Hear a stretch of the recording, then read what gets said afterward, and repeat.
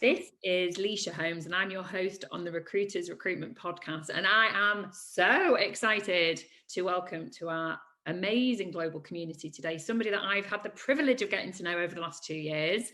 She might be familiar with some of those on LinkedIn who hopefully follow her amazing value. This is Clair Mohamed, otherwise known as Migsy. Welcome to you today. How are you?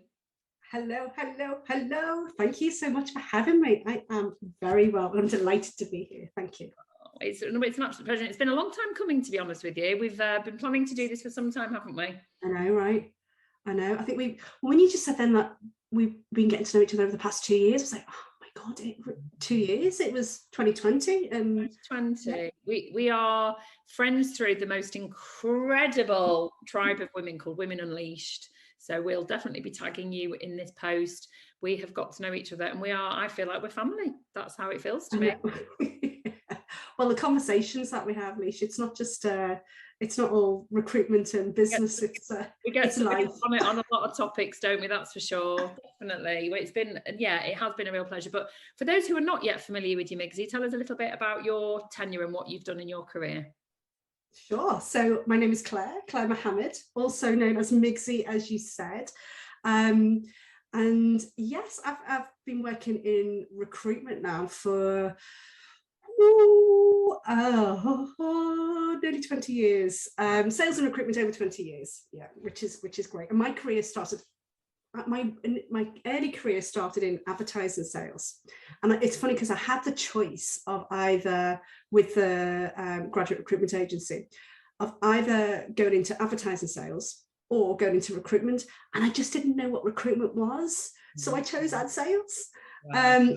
But you know that happened, and I was doing that for a number of years, and then moved into training, and then recruitment got me. So I got there in the end. It just took me a little bit longer to find recruitment, but I was so happy when I did. And I've had the pleasure of working for Adecco. I worked with them for a number of years. So I went to the world's biggest recruiter, and that was good because it took me around the world, which was fantastic. And then I left there, and then I joined a small startup, and I was with them for a decade, and that was amazing because I was able to be part of that journey of growing a business of early inception and being just 10 people when I joined to over 100 when I left. Yeah, which was awesome. And now I work independently, helping recruiters, trainee recruiters, recruitment leaders, people moving into leadership in recruitment, mainly UK, but also global as well. And that's helping them progress in their careers, improve their performance, be better at what they do in their careers, whether it's business results or helping them move forward. Oh, what an amazing introduction. And anyone listening, you can, wherever you sit in the recruitment industry, you can see why I've invited Clair onto the channel today, because your level of experience, and I love the fact that you've flipped from advertising sales into recruitment, because that's actually quite a common background for a lot of recruiters, certainly maybe those of a certain age. I think property and advertising sales has always been a good link into recruitment, but you've worked for large global, you've worked for a startup, and you've then scaled that business. So in terms of your expertise and your gravitas to advise and coach people on learning and development of how to get the best out of people, and also best out of the person listening now, I don't think there's anybody better. So thank you so much for joining us. And I think what's really obvious when people get to know you online through the things that you share on LinkedIn and just get to know you is that you're passionate about learning and development. And it's such a critical part of each and every one that's listening now. Your learning and development never really stops, surely. Oh God, no. I mean, it's continual, isn't it? I mean, I think I was speaking with a business owner yesterday, or a business leader rather, and we were talking about the opportunity of working together. And I said, look, I'd really like to work with you. I love the work that you're doing. I love the projects that you've got happening and the goals that they had. I said, but more importantly, it's a real opportunity for me to learn from the business as well. And I don't think you ever stop learning, because things move on and the way that you do things changes, and you want to keep fresh and in tune with what's happening in the market with where you are. Because I don't think recruitment changes that much, but the market does. It does. And I think that's why I wanted that to be the starting point, really, that sort of whole notion that whoever you are listening, whether you're a business owner, whether you're a leader, as you say, within a company, you're sort of being promoted, or whether you're just starting out your early career, you're always going to learn, because you're dealing with human beings, and human beings a one size fits all. So there's always something that's different, whether it's through technology, whether it's through new policies, whatever it might be. So I think we're going to try and cover quite a lot within a condensed sort of episode, because I think we could probably talk for hours. I think you can guess that Claire's one of my faves. So whatever you say, we know we're going to enjoy listening to. So, but one of the things I wanted to start with today is that, given what we've just said there about the sort of the diversity of our audience, one of the key things in a learning and development journey is how we actually are brought into a business, the onboarding process. And I think one thing that's probably changed and transformed significantly in the last few years is the fact that a lot of companies have, rightly so, embraced hybrid working. So in your experience as that independent, which is why it's such an invaluable perspective, what do you think is the best way to onboard? And let's break it into two, really experienced hires, those that are coming from, other recruitment companies, and those that are coming into the industry for the first time. That's it's such a big thing, isn't it? Particularly because figures show onboarding increases retention by up to 82%. Yeah, and for businesses, typically turnover happens mainly in the first 30 to 45 days. So you'll 20% of businesses lose their people within that first period. If you think about how difficult and how challenging it is to hire, particularly now, being able to impact that is huge. And for most businesses, onboarding happens just over 1 or 2 weeks. But I think the big priority or the big impact that people can make around their onboarding is just being, regardless of whether it's trainees or experience, it's just being really clear about what your onboarding is for, and to make it more about retention, not rejection. People have got the job. Just this week, and I think a big part of onboarding is checking and reviewing where people are at. But what we really shouldn't be doing is at 3 months, 6 months, is assessing them and re-interviewing them for the role that we've hired them for. That's not what onboarding is about. It's about engagement. It's about productivity. And if you do it well, it'll impact retention. That's the big thing. So I think get clear on what your goals are, in terms of why are we onboarding people? What's it for? And then start to think about what's the best way to do it. And I think some of the great things that technology has enabled people to start thinking about is people have started to collate documents and really start to organise themselves and have forms, have documents for things, and have the paperwork to hand, which is great. But onboarding somebody to help them get productive and to engage them, it's not about content, it's about the experience. It is always about the experience that they have. And that's what they will take forward. It's so important. If I think back like 20 odd years to my onboarding experience in ad sales, I could tell you what happened every single day in the first couple of weeks. And I could tell you what had an impact. And sure enough, it'll be the things where I was active, I was engaged, I was involved with people, I was doing stuff. Right. It's not just about handing over a file of documents. So I think really getting clear on what the experiences that people have. The people that tend to thrive post onboarding, it's normally about what networks that they've been introduced to and built. Right. So it's things like, did they have an opportunity to know about the informal networks?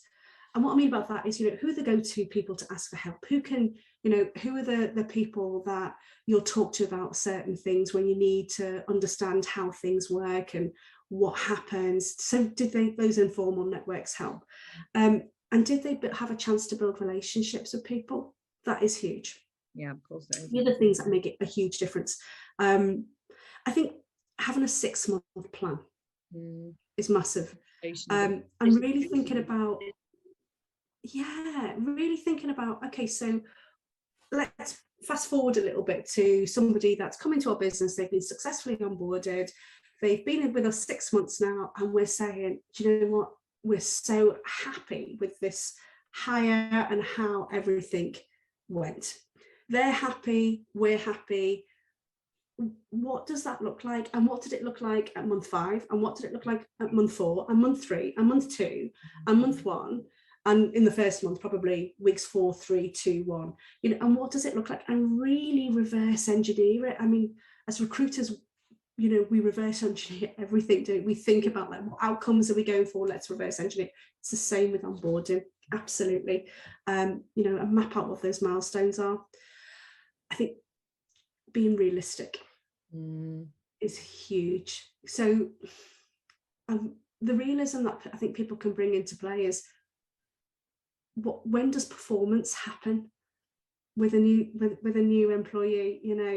Are we expecting them to, as an experienced people, when do we expect them to be productive and to be consistent in their performance? Because it's not going to happen in month one. They might have some successes, and you expect some successes when you're bringing in that experience, but there is going to be a lag period. It's like a hockey stick, isn't it, in terms of how they come in, there's a bit of a lag period, and then you want to see them accelerate. Being realistic with what those expectations are and when it happens, I think, is huge. Likewise for trainees. One of my bugbears is, I find it really frustrating that trainees are quite often measured on revenue generation, and they're contributing, they're assisting, but they're not fully responsible. Because if they're fully responsible, make them a consultant. Absolutely. Don't measure them as a consultant when they're a trainee. And again, that's coming down to, knowing what the outcomes are, knowing what the goals are. And similarly for trainees as well, is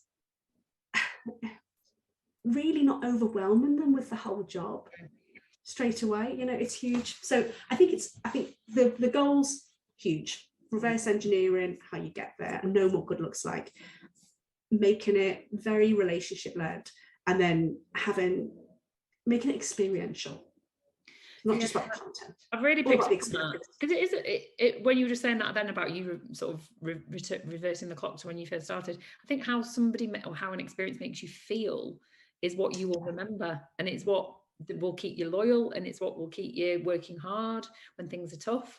So I think actually you're absolutely right there. It's like anything in life. If you can think back to how somebody made you feel, I think it's actually a really critical part of it. And everything else that you said there, and I know that was quite specific to the sort of the trainee market, but actually at any level, it's about setting realistic expectations and communicating it. And very often that doesn't get communicated. It gets dictated potentially. And I don't think that's an agreement then. That's not an agreement between two people. I'm not sure I'm going to achieve that. What I want to achieve is the minimum expectation of me, and then overachieve that. I mean, that some of the best people in the world have all the right intentions, but if you're not agreeing an expectation, it's pointless. It's pointless, yeah. Well, that's the thing about onboarding, isn't it? It's not just about, so for trainees, it's quite often about the training that they go on. What training are they going to receive? But it's not, it's more than that, because it's about getting acclimatized to the culture. It's about having manager feedback and manager check-ins. It is about job-specific training where it's relevant. It's about building those relationships, building those networks. And there's so much more to it that contributes, that you need to tick more of those boxes to really help people thrive and become productive and be engaged as well. And like you said there, asking them, that's going to engage them. And what do they want from it? I can say, interesting that you use the hockey stick, because I remember that sort of feeling when I first started in recruitment, that hitting that first brick wall, disillusioned learner. I'd had a bit of early success, and then I just could not make a placement for love nor money, and I almost quit recruitment very famously after 3 months. And then all of a sudden I went on my training course, funnily enough, which is why I'm a huge advocate of learning and development. And then I just obviously propelled, and it's continual. It's like anything in life, it's a continual process, and hopefully you keep learning. How have you, so you've obviously, you were doing L&D training way before the pandemic, and obviously you've then done it through the pandemic, and now we're in a post sort of, this is the way that the new norm is. Do you personally prefer like in-person training, or have you totally embraced the whole sort of virtual thing through technology? I'm hybrid. Yeah, so like the world of work, I'm hybrid, and there's different things I love about different approaches. So I mean, we cannot deny that when you're in person, you can, there's more that happens in the conversation. You kind of, there's more natural opportunities to have a side conversation, to chat with, you know, a break, getting a coffee, you know, to get to know people, to build relationship, to you typically tend to be with somebody for a longer period of time over the course of the day. So the relationships do tend to develop more when you're face to face. The things that I love about face to face, if you know, most of what I do, it's, you know, I have like a kind of set criteria that I live by when it comes by training. It's not about the content. It's about, is it going to make an impact? Is it relevant to the people in the room? Is it fun? Is it engaging? Is it close to what they do? You know, and you really want to have a lot of fun and make it really practical and experiential. And when you're face to face, you know, you can walk over to a group that are working and you can check in with them and you can flush out where they're at and how they're getting on. And you know, it's an easier thing to do when you're face to face. When you're remote or when you're virtual, and I mean, for me, if you're going to do it remote, do it virtual, I think support it with real-time instructor-led training. Don't just put somebody on a course that they have to complete and follow up. I've had access to LinkedIn Learning for God knows how long. I haven't done a single course.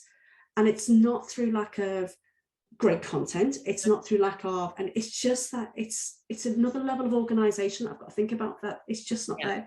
I think your best chance of getting that done is when somebody first starts in a job, when they, you know, where their inbox is 3, that magical moment in a new company where you've got 3 emails in your inbox or 4, but that doesn't last long.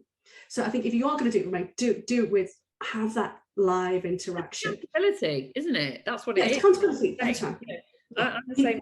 I've had an Apple Mac for however many years, and I could go and get free training anytime I want, but there's no accountability to actually go and do it. But when I'm going to a course where I'm going to put a webinar and the person's going to be there hosting it, I'm going to turn up, definitely.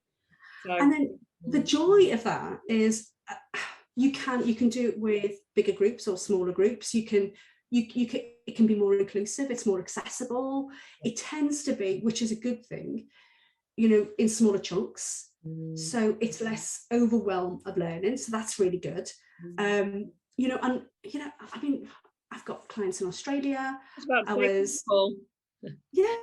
mean, I mentioned to you before, I found it hysterical. I was working with a business and one of the cohorts were, some of the people were in Houston, some of the people were in Sao Paulo. And the Houston group, they were in a boardroom together. So I had some people on individual screens and some people in a boardroom, you know, so you got all of these different dynamics happening. And I was broadcasting onto like a 75-inch screen in a boardroom in Houston. And it just, I don't know, it just really tickled me, the idea that my face was on that screen. But, you know, that creates so much opportunity. And, you know, it's brilliant because you can bring people together from different locations and have them collaborate, work together, build peer groups in ways that they might not necessarily do if it was, you know, in person. Because inevitably, you tend to get, if you've got a main HQ, that's where the training happens. And then the other locations, less so. So you know, you're more deliberate in bringing people together. So there's a lot of great stuff about it, but you've got to fill the gaps. Yeah. Have you seen a shift towards people, and I've certainly seen this myself, because obviously my clients are your clients, potentially, that L&D is no longer this kind of virtue signaling by recruitment leaders to say, oh yeah, we do L&D, we bring in somebody. They actually hire in a full-time person. And what are your thoughts on there being one person in a business responsible for the whole L&D versus the advantage, as you may see it, as having somebody like yourself that goes into various different companies? Because I can see there is, you know, and I was with Adecco, I was in a big training team. So there was a big L&D function, which was fantastic. In the small stuff, I was a lone wolf, so it was just me. And obviously now I'm independent and I'm working across the board. And I think it's brilliant when businesses invest in L&D. And when they do it from the perspective of twofold. Yes, of course, you want to impact performance and impact business results. That's absolutely huge. And there should be direct ROI from your investment that link to the business performance and your strategic goals, without a doubt. I think where there's a shift and there's a demand is when it's linked to people's individuals' personal growth. Now, that doesn't mean that their personal growth is learning related to, you know, I'm doing a course on children's mental health, for example. you know, and that's part of my own growth. But personal growth in career, it doesn't have to be a side subject. It's just about people grow, and that's what people want in their career. They, you know, they don't just want the money, the location, the, you know, the hierarchy of career progression. They want to feel like they're growing, that they're moving forward in some way, shape or form in their life, and their career is a great way to do that. So I think increasingly businesses are recognizing that, and I think there needs to be that shift. That's huge. I think it's difficult when you've got one person in an L&D role.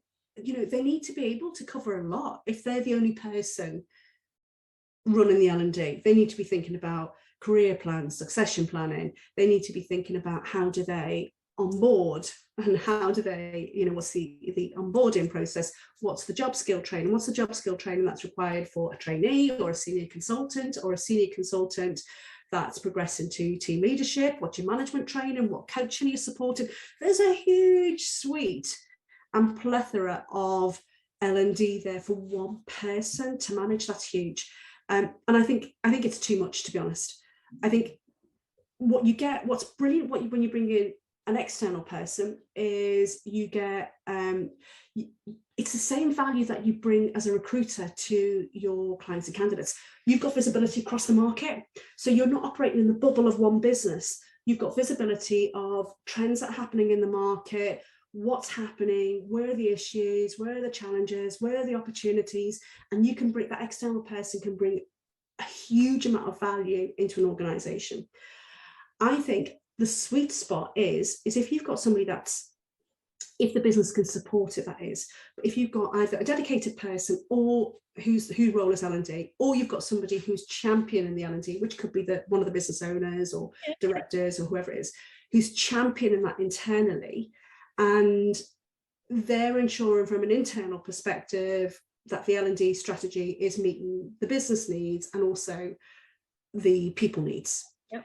And then bring in some external expertise, you know, get some help with your management development, or to mentor your L&D person, or to sense check what you're doing and how you do, and do a mix and a blend. You know, there was a question, I've got an L&D community, L&D 2.0, and there was a question about, should you share your slides with a client, and what if they reuse them? Do you know what? I actually share my stuff, because the value for me of bringing me in isn't in the content. It's actually in the experience, and quite often having a different voice. You know, and that external view, that external voice that comes in and quite often says what the business owner is saying or what the manager's saying, but because it's a different voice, it has a different impact. Because the thing is, learning is an experience. It's not content. I just want to pick up on that last bit that you just said. I think that where it can sometimes there's a disparity is where the leaders are not reinforcing what the trainer and the L&D person is there to do, because it's no point you helicoptering in, doing all this amazing training, everybody buying into it, you're having this huge impact. If they then go, yeah, but you still need to get on and do 50 sales calls, and you've just spent the last 2 months encouraging them to do personal branding and LinkedIn and webinars and all this, you've got to have that reinforcement. And I think that's where having somebody externally, you have got an objective, impartial person not making that decision, but I guess bringing in that level of expertise. Whereas somebody who is, you know, as I see it, somebody who is permanently employed is more likely to, I guess, pander to what the leaders are looking for. And then you're not really changing anything. You're not really adding anything. You're just sort of adding on different layers to what's I totally see your analogy with recruiters, an external recruiter. You know, we can plagiarize, we can take all best practice, decide what's right, and, you know, you're cherry picking, aren't you? When you're consulting, you're there to consult your clients on what will work best and have the most impact, which is what it's about. The challenge you've got is, if you know, quite often people want to bring in a trainer to let's say, you know, make an impact on, I don't know, let's say it could be engaging candidates at the moment, which is massive, right? Being able to engage candidates, or being able to spot opportunities to improve how you're progressing through the recruitment process, you know. So I say candidate control, there was never any control, but how you manage, how you take ownership of the thing, or to impact sales, or whatever it is. You're right, because there's not always the investment beyond that training. That's the difficult part. because you can have a certain amount of impact from a training event, the introduction of skills, the refresher, even just the effective feeling that you've been learned. And you know, there's a huge amount to be said about creating space for colleagues to share ideas. That is massive. And to be honest, you don't really need to bring in a trainer to do that. I mean, it's great, I can facilitate a conversation that right way, and it's par for the course. But you know, do more of that in your business, and you know, you will get learning happening and conversations happening more often, you know, where it's not just the day-to-day or the social side. Get people sharing ideas. The tricky thing is without that reinforcement, without that coaching, without that transfer of, you know, they might have experimented in the training environment, they might be introduced to new ideas, they might be all the best context that they could have had. If there's no application and there's no reflection in terms of, right, we gave that a go, how did it go, what went well, what can we do to improve on it, and that we're missing a big part of the learning. Yeah, you are. That's experience. The disparity, totally. No, yeah. I just love that. I just want to pick up on that. There's sort of champions. I love that. I love it when a business does that, when you've got somebody who's, you know, just naturally brilliant at things like tech, and they'll do a training session on how to use the tech and that kind of thing. I think that you're just creating, and very often it is somebody like yourself that will have come in, and you're the instigator, you're the facilitator, catalyst, you create, the catalyst. There you go. But you're creating a culture, and where we started this whole conversation about wanting to hire in people that want to continually develop and learn. And totally, you know. Yeah, I mean, there's that age conversations like what are the ingredients of a successful recruiter, you know, and you know, we can debate that till the cows come home. But I think a big part of it is, you know, having that growth mindset, is like that willingness, that desire, that personal will to want to get better.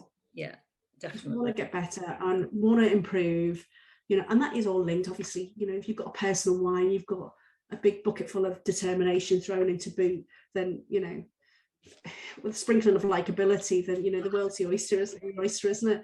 There's your recipe, everybody.